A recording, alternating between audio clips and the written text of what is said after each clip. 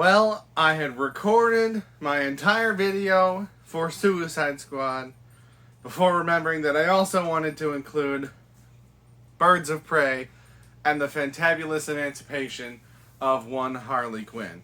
So, not sure if this is going to be a separate video or if I'm going to tack it on at the end, so if the flow between sections is odd, that's why. But, we're going to talk about Harley Quinn, as I'm going to call this movie, because that's what this movie should have been called. Now, that's a negative right off the bat, I understand that, but this movie, comparing it to Suicide Squad, and I'm watching it in preparation of The Suicide Squad, this movie, I think, gets a lot more right than Suicide Squad did, and hopefully is evidence that they are moving in the right direction. Now, I just dropped my notes on the floor, so pardon me while I grab those. Oof. So, let's go through my thoughts. First thing I wrote down was narration, because I have been conditioned by CinemaSins to notice that. So, I think it mostly works in this movie, and I think part of why it works is that it goes the whole movie. It's not just at the beginning, it's not just in the middle, it goes throughout the whole movie. I think it might have been slightly better if they had done the Iron Man 3 trick where it turns out that she's telling a character a story the whole time, but it kind of seems like they're instead doing a more Deadpool route where she's telling us the story. It seems like it's getting kind of meta, fourth wall breaking. As far as I know, Harley is not a character that does that, but that seems to be what's happening, because there are multiple times where she looks and speaks directly to the camera, or she'll wink, or there will be something said in narration, and then she'll finish that on screen. So, it's kind of weird, but I think it mostly works. The narration helps with the character introductions, which are done much brisker and quicker than in Suicide Squad, so that's great. The movie is much shorter. I think because we don't spend as much time introducing the characters, this movie is half an hour shorter than Suicide Squad, but I feel like more things actually happen in this movie, and we get more time to watch the story unfold because we don't spend 50 minutes introducing characters. The introductions are done in story. So in Suicide Squad, when Amanda Waller or whoever is introducing the concept of a character to one of these people that she's pitching Task Force X to, we see a flashback completely unrelated to anything else. It's just a little piece of their life pulled and put into this movie, and it doesn't fit. In Birds of Prey, we see those introductions as they relate to this story. So when we see Montoya, it's part of this story. When we see Cassandra Cain, she leads into this story. When we see Helena Bertinelli, that all ties into this story. So all of the character introductions that we see are related to the story, and all the threads merge together. It's not completely, we don't see Montoya working on a totally unrelated case. We don't see Bertinelli hunting down unrelated people for an unrelated thing, right? It all relates to the story, which makes it more streamlined. What do I have? The music is done much better. So the music was a big problem with Suicide Squad. There's a lot of music in this movie, but it's not just all songs that any kid in junior high thinks is a cool song, right? So they put more thought into the songs that they choose. B, a lot of the songs have themes that tie into what's happening on the screen right now, so it serves to reinforce the story. And together with that, C, it's not super duper loud, it's more in the background. Sometimes it'll start louder and then fade back as the scene continues.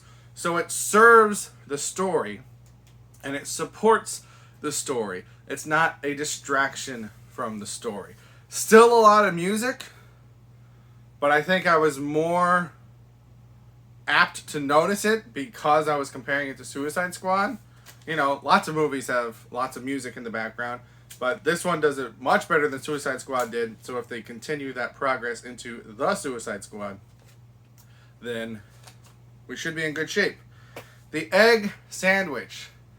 So for when I was talking about Suicide Squad, I talked about how the tone didn't mesh because you had comedic things going on with super serious things.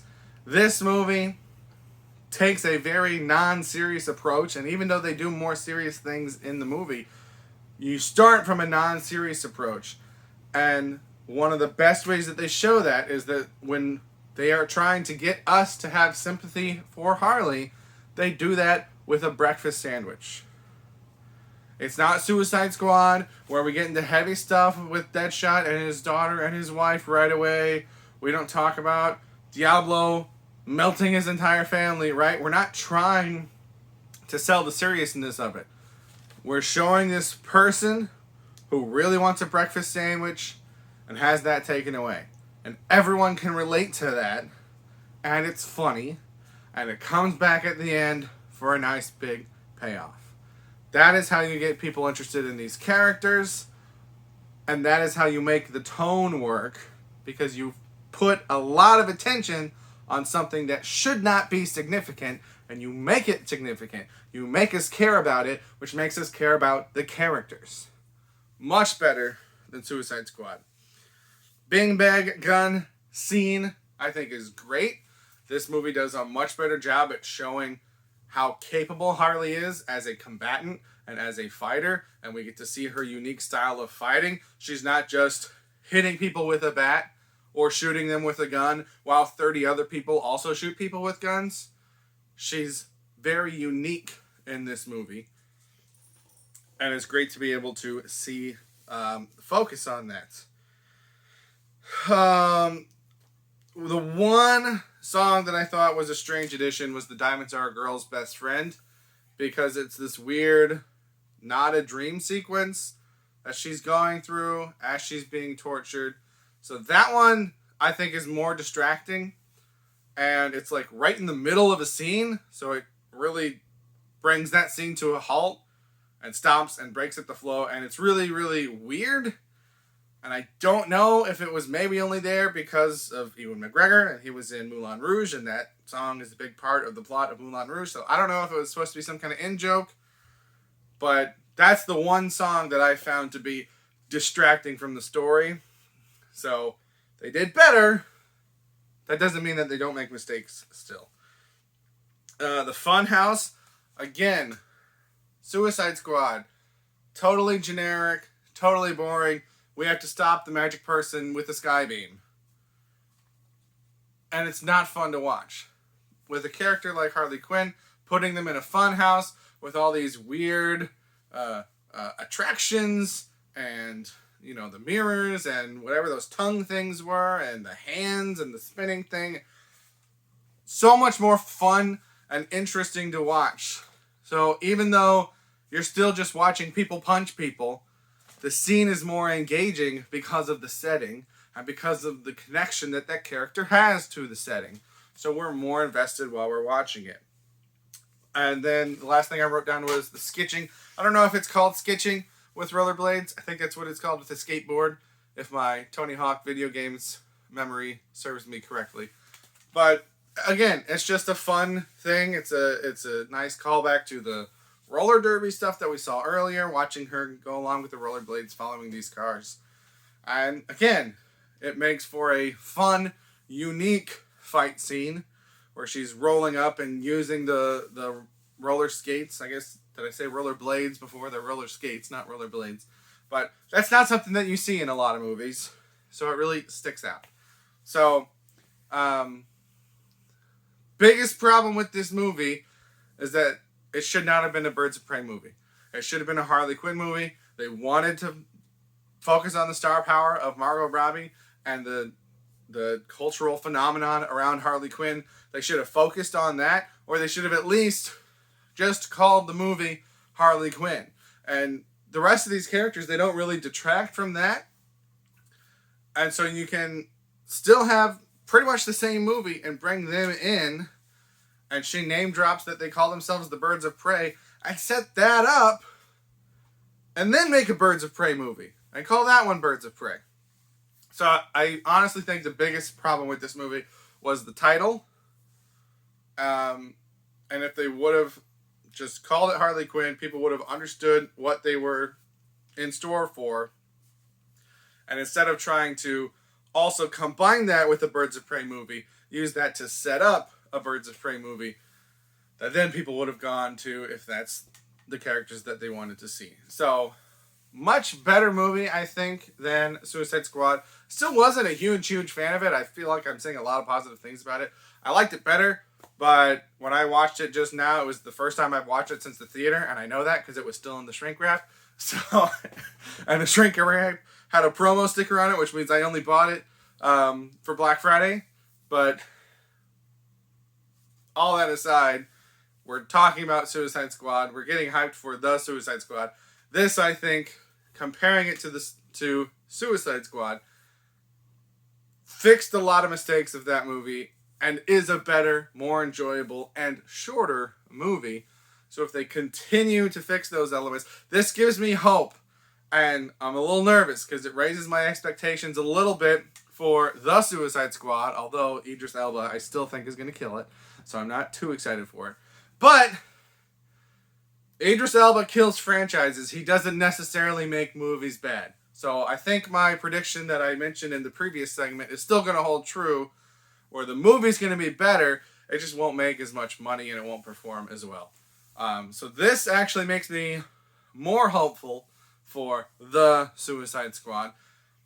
Again, I've mentioned this in other videos. I don't seek out trailers and I don't seek out information for new movies. So I don't know if this movie is continuing the storyline from Suicide Squad and from Birds of Prey.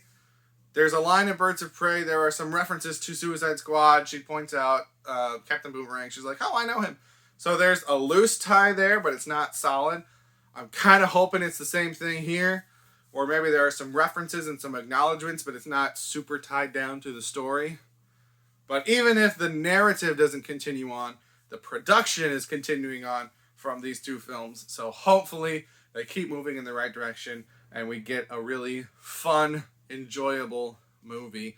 That's what I want in a superhero movie. I understand not everyone's like me. Some people like the darker, grittier, more serious stuff. I like to have fun when I watch a movie about crazy, colorful characters. So that's what I'm hoping for. Those are my thoughts on Birds of Prey and the Fantabulous Emancipation of one Harley Quinn, a.k.a. Harley Quinn, Birds of Prey, as they changed the title to during the theatrical run. But those are my thoughts. Feel free to tell me your thoughts, but that's all I've got. Thank you for watching. Have a good day.